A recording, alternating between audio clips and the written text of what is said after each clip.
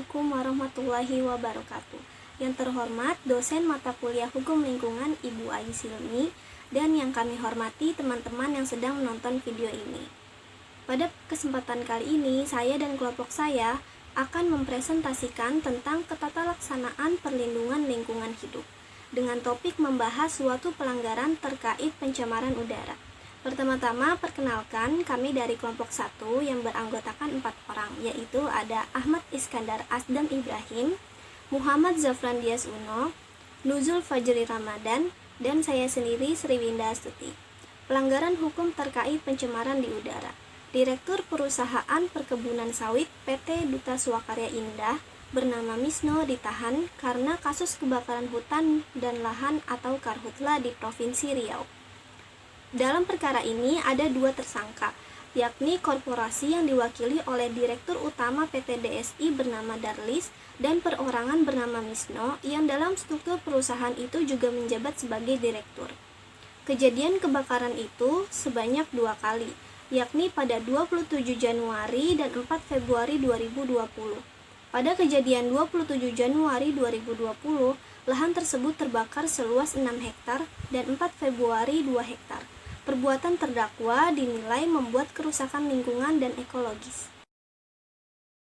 Nuzul Fajri Ramadan sebagai pembaca materi. Kepala Seksi Tindak Pidana Umum atau PIDUM, Kejari Siak Rian Dastami, mengatakan pihaknya menuntut terdakwa menggunakan pasal 99 ayat 1, pasal 116 ayat 1 UU PPLH, UU nomor 32 tahun 2009 tentang perlindungan dan pengelolaan lingkungan hidup. Pada awalnya, pihaknya mengatakan ada 3 dakwaan yang ditujukan untuk kedua terdakwa.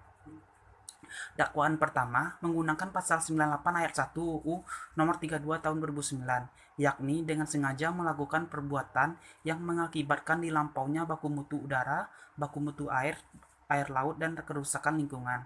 Dakwaan kedua menggunakan pasal 99 ayat 1 terkait kelalaian. Ketiga menggunakan pasal 109 UU nomor 39 tahun 2014 tentang perkebunan.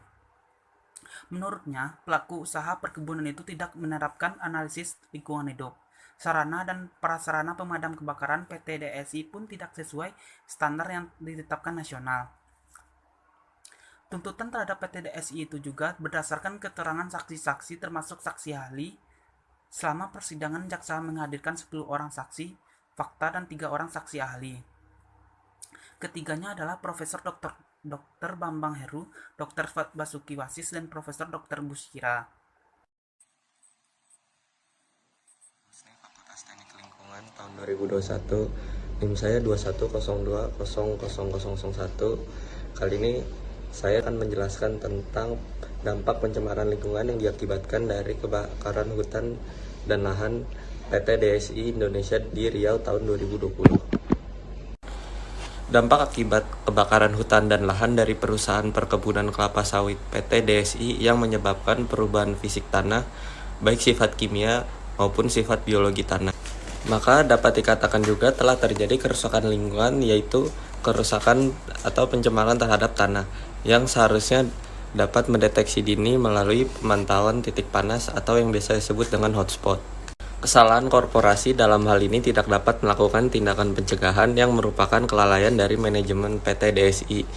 Hingga pada akhirnya, pada tanggal 21 Februari 2020, 2 pimpinan PT DSI diserahkan kepada Kapolda Riau.